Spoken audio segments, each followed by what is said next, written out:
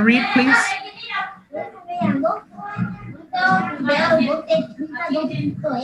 From where?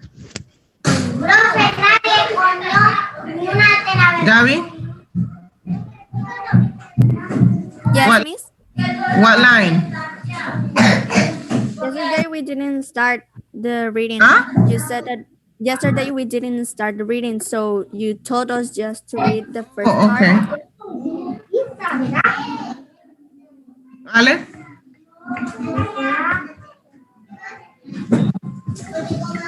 Key. It was a hot afternoon, and the railway carriage was correspondingly full. The next stop was a temple combi nearly on our head. The occupants of the carriage were a small girl and a smaller girl and a small boy. A nun belonging to the children occupied one corner seat, and the farther the corner seat on the opposite side was occupied by a bachelor who was stranger to their party. But the small girls and the small boys emphatically occupied the compartment. Both the aunt and the children were conversational in a limited, persistent way, reminding one of the attentions of a housefly that refuses to be discouraged. Most of the aunt's remarks seemed to begin with don't, and nearly all of the children's remarks began with why. The banquelor said nothing aloud. Continue?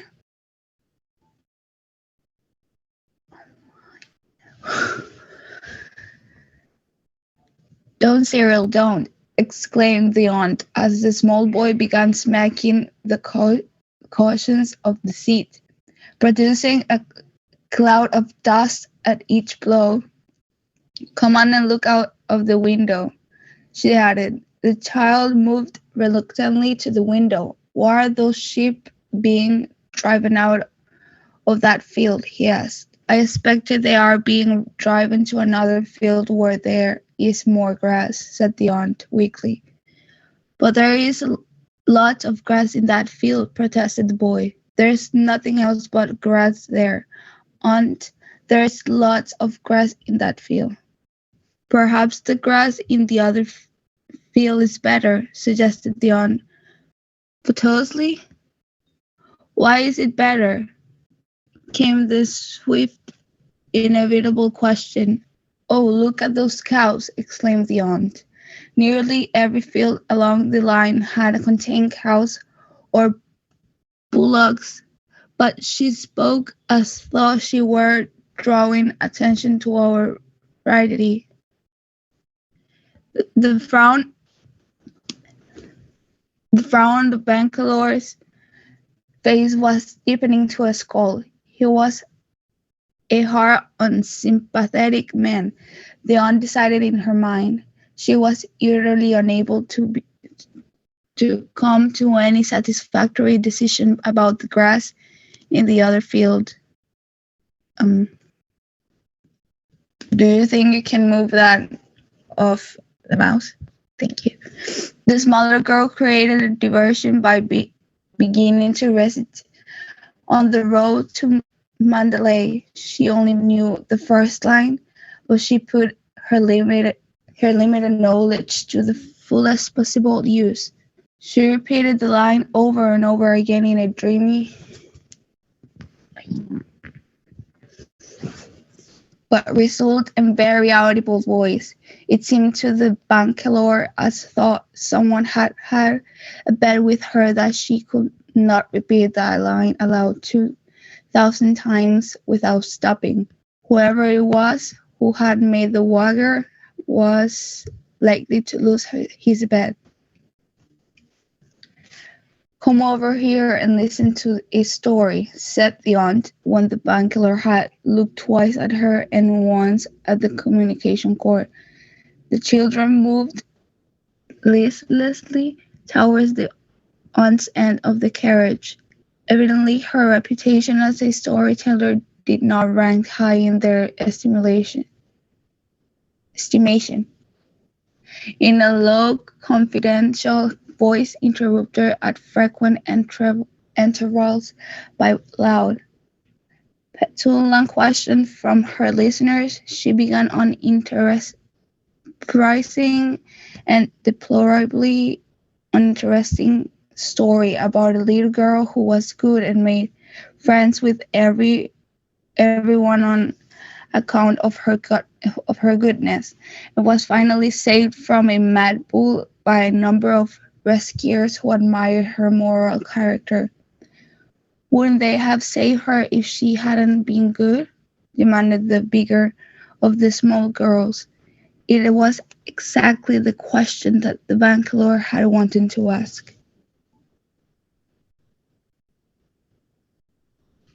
Continue the reading, Gabriela.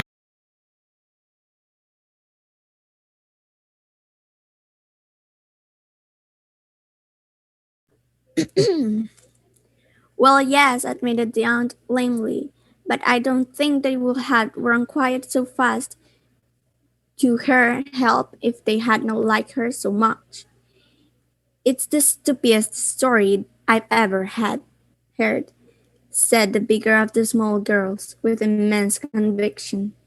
I didn't listen after the first bit. It was so stupid, said Cyril. The smaller girl made no actual comment on the story, but she had long ago recommended said a murmured repetition of her favorite line. You don't seem to be a success as a storyteller, said the backer lord, suddenly from his corner. The aunt bristled in instant defense in this unexpected attack. It's a very difficult thing to tell stories that children can both understand and appreciate, said stiffly. I don't agree with you, said the backer lord. Perhaps you would like to tell the story, was the aunt retort. Tell us a story, demanded the bigger of the small girls. Once upon a time, began the backer lord, there was a little girl called Bertha, who was extraordinarily good. The children's momentarily aroused interest began at once to flicker. All the stories seemed dreadfully alike, no matter who told them. She did all that she was told. She was always truthful. She kept her clothes clean, ate milk, ate milk, ate milk puddings she if they were jam tarts, learned her lessons perfectly, and was polite with her in her manners. Was she pretty? Asked the bigger of the small girls. Not as pretty as any of you, said the Bucker lord, but she was horribly good. There was a wave of reaction in favor of the story. The word horrible in connection with goodness was a novelty that commended itself. It seemed to introduce a ring of truth that was absent from the aunt's tales in the infant life. She was so good, continued the Barker lord, that she won several medals for goodness, which she always wore pinned onto her dress. There were there was a medal for obedience, another medal for punctuality, and a third for a good behavior.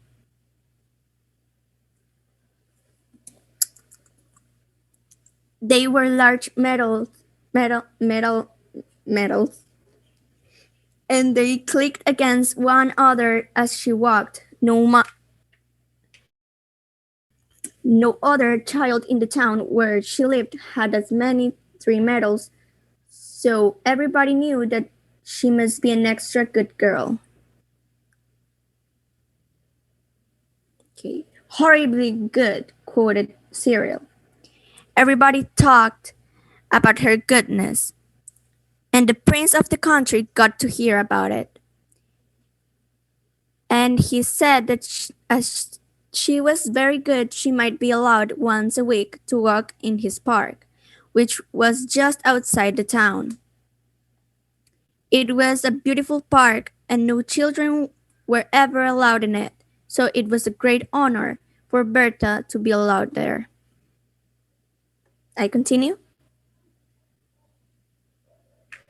he. Were there any sheep in that park? Demanded Cyril. No, said the Bucker Lord. There were no sheep. Why weren't there any sheep? Came the inevitable question arising out from the answer. The aunt permitted herself a smile, which might almost have been described as a grin. There was no sheep in the park, said the Bucker Lord, because the prince's mother had once a dream that her son will either be killed by a sheep or else by a clock falling on him. For that reason, the prince never kept a sheep in his park or a clock in his palace.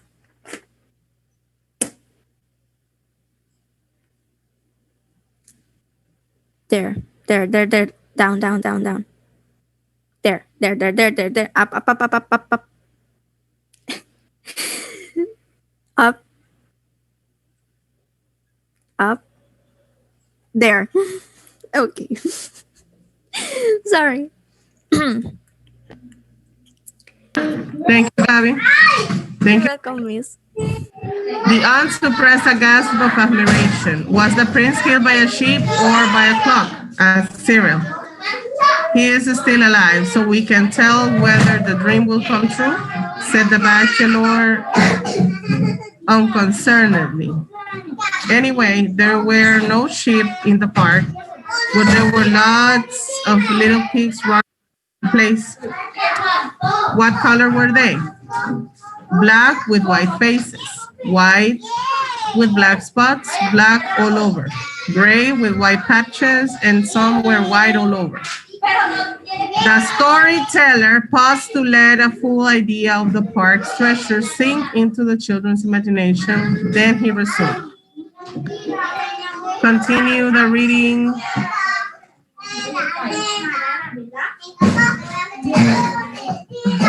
Emily? Berta was rather sorry to find that there were no flowers in the park. She had promised her aunts, with tears in her eyes, that she would not pick any of the kind princess flowers, and she had meant to keep her promise. So of course it made her feel silly to find that there were no flowers to pick. Why weren't there any flowers? Because the pigs had eaten them all, said the barkeeper promptly.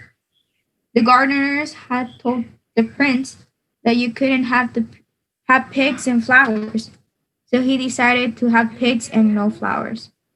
There was a murmur of approval at the excellence of the prince's decision.